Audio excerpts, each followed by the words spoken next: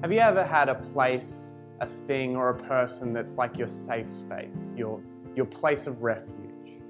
For me, when I was little, I loved Barney the dinosaur, and I had a toy Barney that I used to cuddle at night, and he would make me feel safe when I was afraid of the dark. This was when I was very small.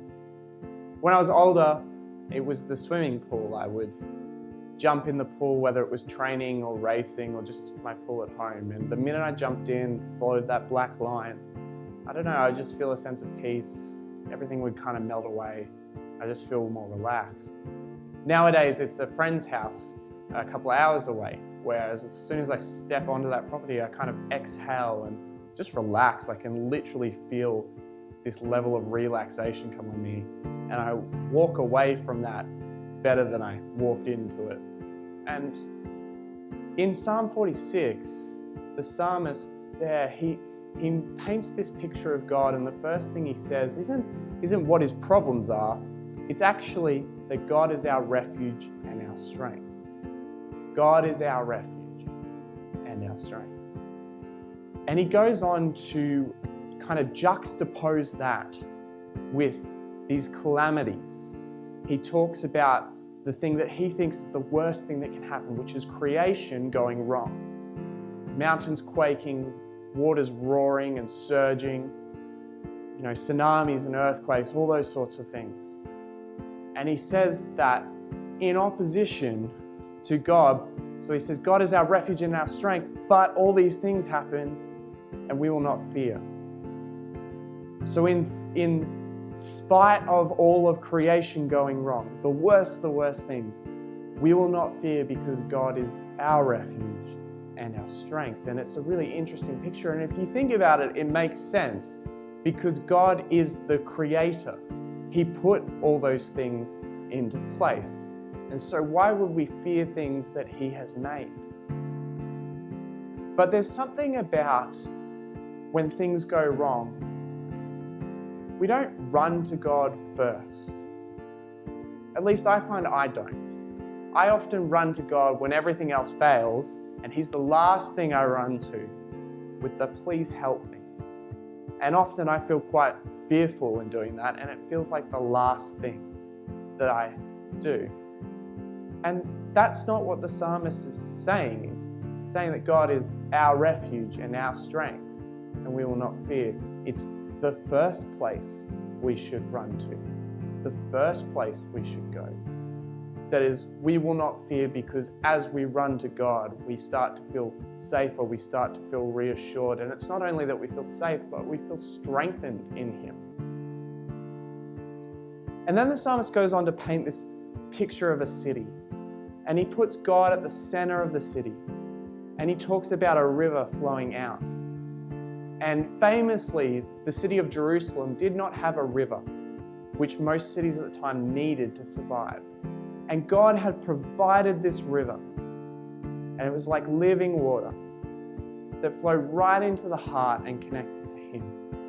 And he paints this picture of the city where he is at the center and he starts to provide for his people. And as the nations around this city start to cause uproar, want to attack this city, God's very voice silences it all.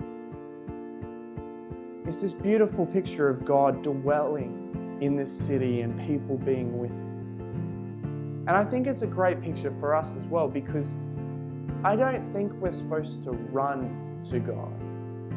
I think we're supposed to be with him always.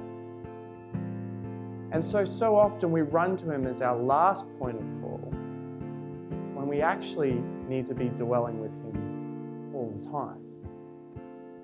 And usually that's a step-by-step process where we learn to run to him before we learn to dwell with him. And so when I was writing a youth talk once, I listed out everything God had done. I was talking on faith. And just from memory, I wrote like 3 pages of things God had done throughout the Bible. And I had to pare it back to 1 page. And then when we were writing this song, Stronger With Him, we did that in the bridge. We started listing things that God has done. And it was really cool. And that list kind of gives us some sort of perspective on who God is. That He's done all these things for us. And so, of course, we shouldn't fear. Because He's done so many amazing things.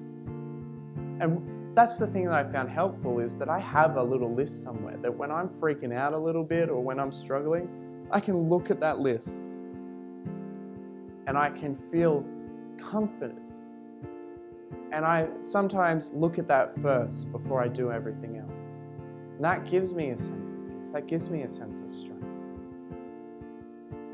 But what we need to learn is that in our own time, we need to learn how to dwell with Him, how to be with Him in His city.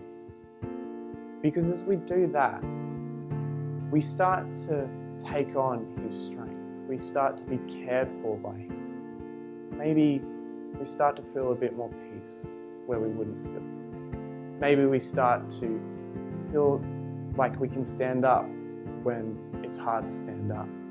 Maybe we feel like God loves us when we can't love ourselves, let alone anyone else. It's dwelling with Him as He cares for us, as He provides for us, as we learn to take on more of Him, because He's at the very heart of who we are, that we become stronger. And so that's what I want to put to you today is, maybe the first step is just putting a little list together of things that He's done in your life or things He's done in the Bible that you can look to, and you can learn to start doing that first before you go anywhere else. But maybe we need to spend some time with God just learning how to hang out with Him, learning how to be with Him, learning how to dwell with Him. Because as we do, all of creation could be in uproar, but we won't fear, because we are with God. Hey, thanks for watching.